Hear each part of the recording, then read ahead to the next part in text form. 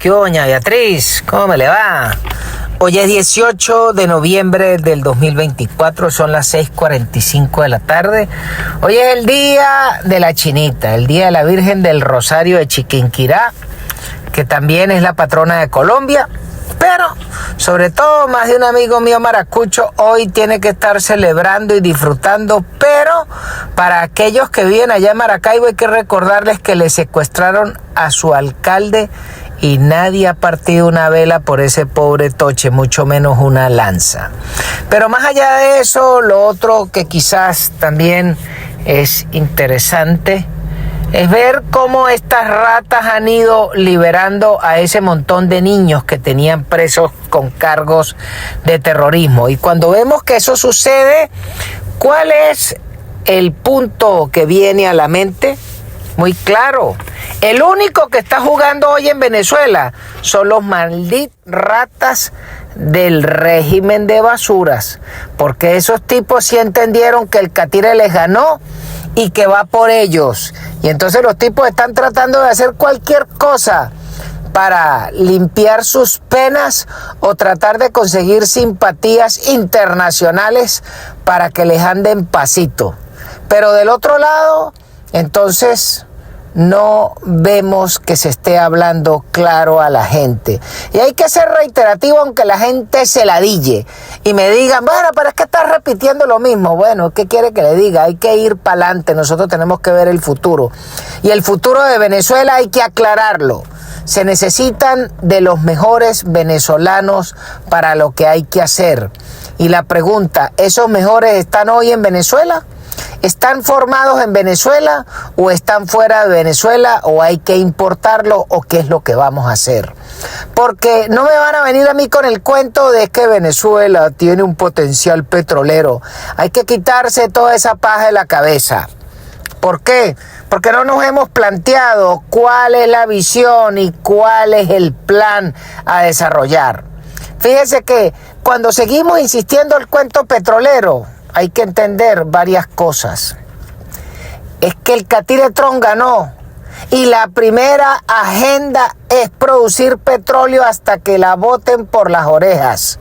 Y cuando los gringos empiecen a producir petróleo y empiecen a refinar petróleo propio y no depender de nadie de afuera, eso significa que los saudíes van a tener que empezar a producir petróleo por coñazos, porque la bajada de precio para poder compensar con los ingresos tiene que producir más petróleo y eso hará que baje más el petróleo.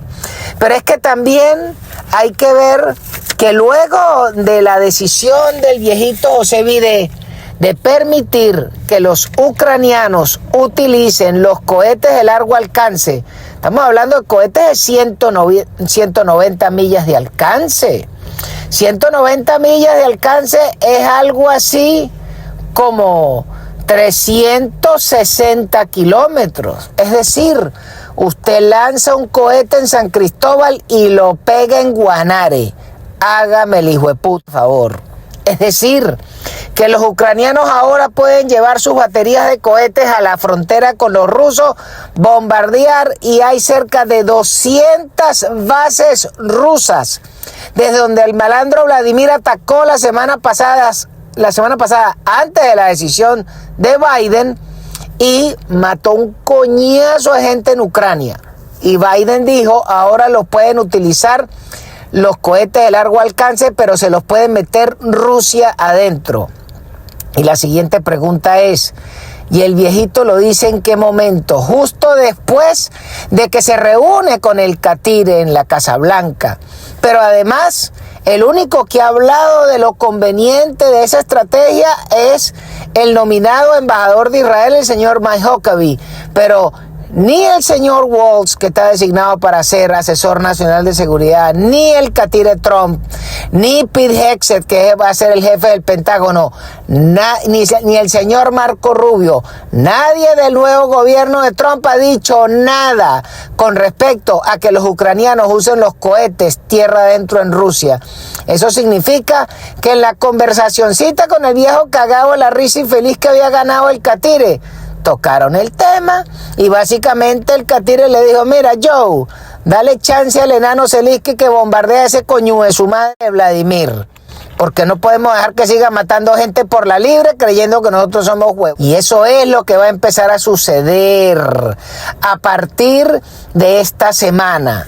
Entonces, cuando vemos que eso va a suceder y que Vladimir va a tener que vender todo el petróleo que le queda a tripa picha a indios y chinos para recuperar los cobres, todo eso indica que va a haber una sobreproducción de crudo barato en el planeta a partir del 20 de enero y cuidado si no sucede ahora. Y nosotros los venezolanos, ¿qué coño vamos a ofrecer? Si lo único que medio teníamos era el petróleo, pero ese petróleo nosotros, con la destrucción de la empresa petrolera, ¿dónde se va a producir? Después el otro tema es que en Venezuela al día de hoy se están produciendo 800 y pico mil de barriles, los cuales los produce los señores de Chevron. Pero si el catire le clava las sanciones y le dice, mire papi, usted va a producir petróleo pero aquí, a mí no me le va a estar regalando real a la rata del bigotón. ¿Y qué va a hacer Chevron cuando le vuelvan a clavar las sanciones? ¿Y qué va a hacer Repsol? ¿Y qué van a hacer los franceses? ¿Y qué va a hacer el bobo de Cúcuta? Porque España está llevándose crudo, pero está trayendo los diluyentes y está trayendo gasolina a Venezuela. Y cuando le corten eso, ¿qué va a hacer el bigotón? Entonces, nosotros, estratégicamente el petróleo, básicamente para lo único que sirve es para hacer un gran rollo y metérnoslo como supositorio, porque para eso es lo que va a quedar. Y es por eso que hay que entender cuál es el paradigma del futuro de Venezuela a partir del día 10 de enero. Porque una vez que asume el presidente González, dándole el beneficio de la duda que asume, y yo voy a pensar en positivo que va a asumir, pero ¿y qué vamos a hacer los venezolanos cuando el petróleo ya no es la realidad venezolana? Y este programa llega a nombre de nuestros distinguidos anunciantes.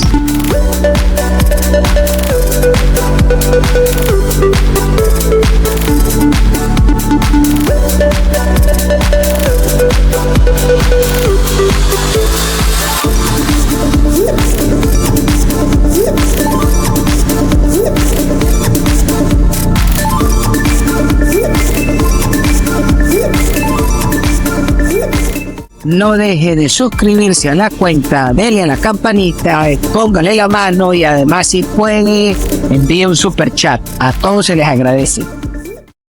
Lo que tenemos es que ver cómo vamos a gerenciar el país para que se produzcan los empleos en el sector privado para emplear a millones de venezolanos. Fíjese que los pájaros de Amazon están haciendo un enorme esfuerzo para generar 1 millón de empleos en la India, que tiene 1.400 millones de personas.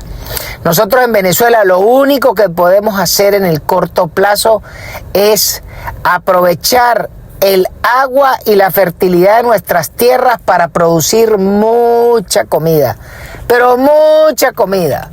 Pero para que eso suceda, tenemos que recibir semillas, implementos, fungicidas, abonos que no se están produciendo en Venezuela.